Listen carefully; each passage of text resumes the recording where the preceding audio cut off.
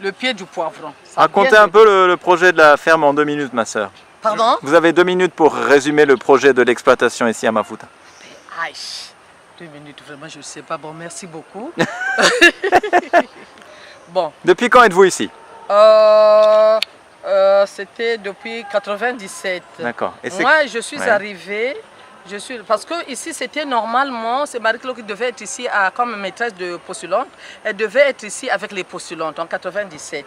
Mais en fait, ce terrain a été acheté pour le noviciat. Mais comme avec la situation politique, on s'est dit, éloigner les filles et les mettre ici, c'est pas tellement prudent. Donc, il serait mieux qu'ils restent au centre-ville, donc à la Rumboshi. Et quand Marie-Claude est rentrée en France parce qu'elle était malade, on m'a demandé de venir ici. Comme j'étais maîtresse de novice, que je n'avais pas de novice, pour venir encadrer 3 postulantes. Donc les postulants après novice et tout ça, on a fait le noviciat ici. Le postulat qu'on avait transféré au plateau de 15 ans. Et quand on a vu qu'il y a la calmie, le noviciat est arrivé ici. Arrivé ici, il faut lier et l'intellect et la terre, parce que ça ouvre aussi l'esprit, le travail de la terre. Et ici au Congo, on dit que l'agriculture, c'est la priorité des priorités. Donc on dit même aussi, il y a des slogans, on dit une école, un champ. Mais nous, on dit une communauté, un champ. Alors on s'est dit quoi? Dans le cadre du développement, nous devons, comment dire, travailler. C'est pas parce qu'on est religieux, c'est que tout vient de... Parce que ce qu'on pense les gens, que tout vient de Rome. Ah non, nous devons travailler la terre parce que là, on peut trouver de quoi, un peu dans le cadre de l'autofinancement, bien que c'est difficile, parce qu'il faut avoir aussi où écouler, tout ça, mais au moins on peut manger bio, son produit. Quand c'est fait, quand ce produit-là, c'est sorti de tes propres mains, mais c'est une joie. Et nous produisons, bien que de temps, nous allons aussi travailler à la Rumboshi. Certaines vont au centre de santé. Bon, moi, j'allais à l'école, mais au retour, je viens faire quelque chose. Et quand les jeunes du quartier ont vu que les sœurs, nous, on croyait que les sœurs se levaient, priaient, mangeaient et accueillaient les démunis, mais elles travaillent aussi, ils se sont dit, mais pourquoi pas se joindre à eux? Et les jeunes, voilà pourquoi on a ces jeunes-là qui, de temps en temps, nous aident.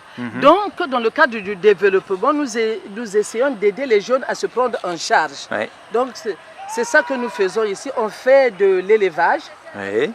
Et disons l'agro-pastoral. On a des poules que nous vendons aussi, les œufs. Nous les vendons comme on a l'OMS ici, l'Organisation mondiale de la santé, il y a des agents qui travaillent ici, et puis les gens du quartier aussi.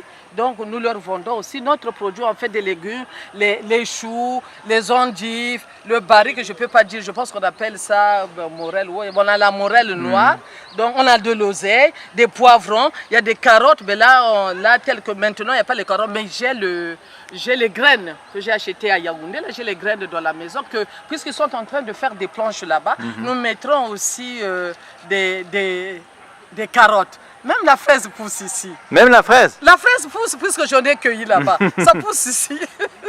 En fait, on a une terre noire, elle est fertile. Ce qui manque des fois aussi, c'est un coup de pouce. Un coup de pouce parce que les projets, ça demande aussi... voilà. Ça demande tout ça, un peu d'argent. Est-ce que ça vous aide d'avoir des volontaires de France alors? Mais ils ne seront que les bienvenus. Ils ne seront que les bienvenus. Là, par exemple, on a eu Jean-Claude, vraiment, parce qu'il vit ici, Jean-Claude. Et nous sommes très contents, très contents. Et ce matin, même les jeunes étaient vraiment contents de voir un jeune qui vient de la France et qui rentre là, dans la boue que les autres peuvent appeler la vase. Mais ce n'est pas de la vase, mais c'est seulement de la boue. Donc là, ce matin, ils ont sorti l'eau d'abord, et puis la boue là. Mais comme ils ont beaucoup travaillé, ils se sont dit, bon, on se repose, on verra ça la semaine prochaine, parce qu'en un jour, on ne peut pas finir. Parce qu'on voudrait agrandir et mettre peut-être des poissons, une autre variété, qui est une variété qui va pousser grandir en 6 mois. En fait, les projets, on voudrait avoir aussi les cochons, les porcs. Les cochons, c'est les porcs, non?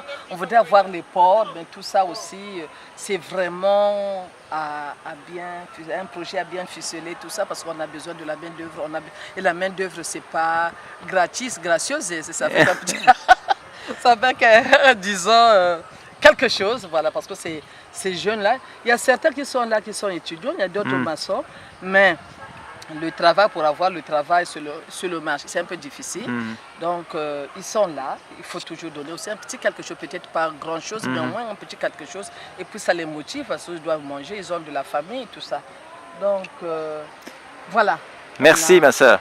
Merci beaucoup.